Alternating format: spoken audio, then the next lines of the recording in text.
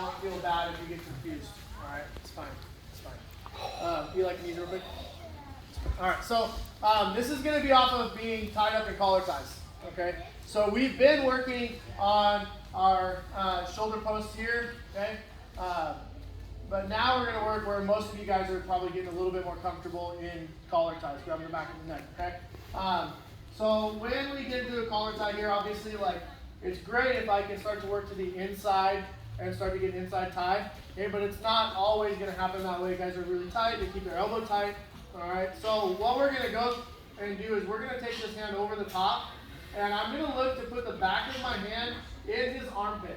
Okay, I really want to think about extending here, and I'm trying to get my hand here into his armpit, pinky up. Okay, what I'm going to look for is for him to start to press back into me. And I've talked to some of you guys about this, and it's not necessarily that I'm looking for him to like charge into me and try to push me across the mat. That's not what I'm looking for. I'm really just looking for his body to tense up and create resistance to my push, okay? So when I push and I feel him start to tense up and want to push back into me, that's when I'm going to start to pull, okay? I'm not looking for him to charge at me and start taking steps necessarily. Obviously, if he did that, it would be super helpful, okay? But it's not very realistic because the better people that you start to go against, they're not going to just, with that reckless abandon, try to run you over. And they're also not going to react in an exaggerated manner that somebody who's relatively new is going to react as well. So they're going to push back just enough to get you to stop pushing them. They're going to recognize that you're looking for them to really get after it, and they're going to recognize that you're trying to hit some kind of technique, whatever it may be, okay? So what we're looking for is tension in their body to resist our push. We're not looking for them to start to stomp back towards us necessarily, okay? So we both get a collar tie.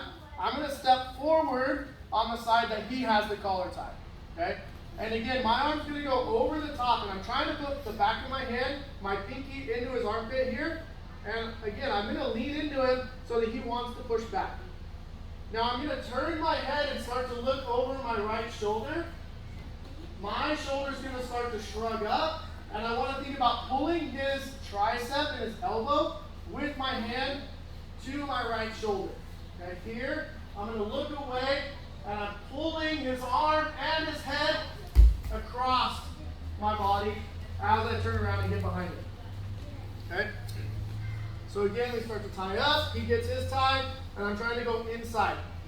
Extend your arm into their armpit. Okay, use this arm to push into their armpit here, and that'll help you create that tension that we need to turn, shrug our shoulders up, and pull the elbow across as we get around behind. Okay, so again here, start to press into him, and we're trying to throw him by.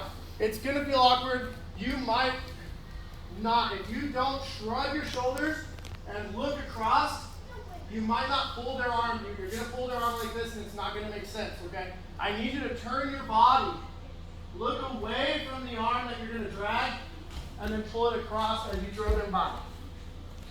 Okay, we're just going to go to a body lock from behind. Questions? Keep the hand on the neck. Yes. Until you get behind and then come down. Yes, because if you don't, it's gone. Lost it. All that work for nothing. Okay. Cool? Let's do it. 1, 2, 3.